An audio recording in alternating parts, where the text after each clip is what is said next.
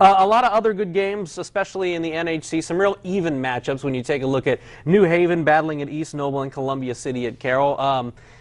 I don't think there's any question that Homestead is probably going to win out, or at least win this week and earn a share of their 5th straight NHC title. And then they got on the road at New Haven in Week 9.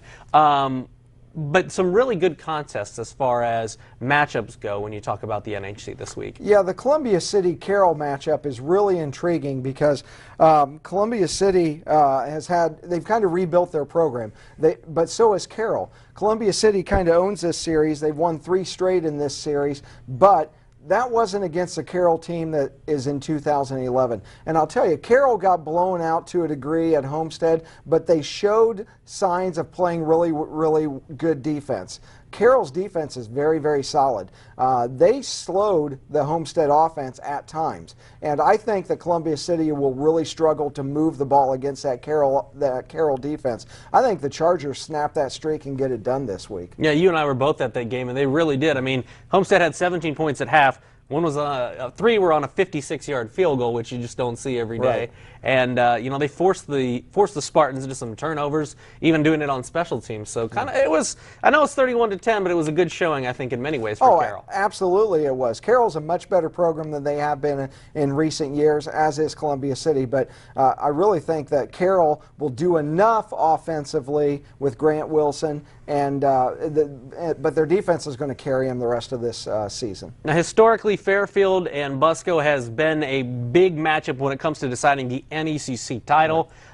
It is for Busco this year, not so much for Fairfield, as Fairfield comes in 4-3 overall and in the conference. Busco 6-0 in conference, 7-0 overall. Really just kind of, I don't want to say waiting for that game against Lakeland, right, but I think everybody in Busco, not to overlook Fairfield, is waiting for Week 9 where they take on a 7-0 Lakers team. Well, I don't think that they'll overlook Fairfield because the Falcons have been the better bird in the last 5 years. They've beaten them 5 straight years.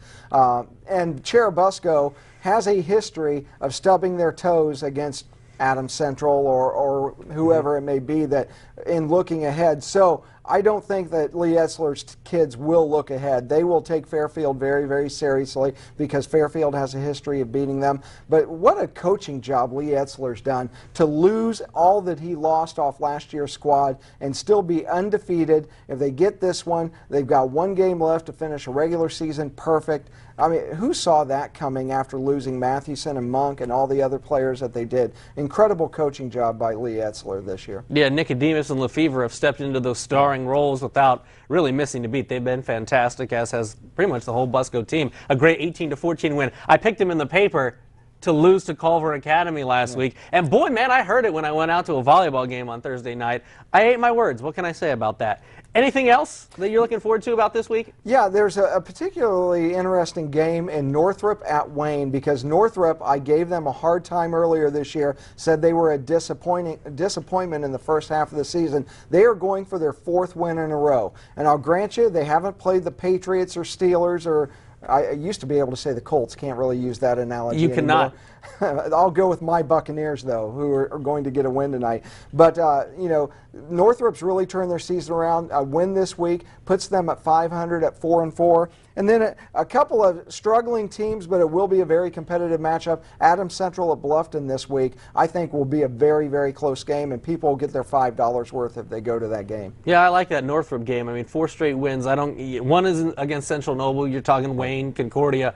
But you win 4 games. 3 of them are SAC games.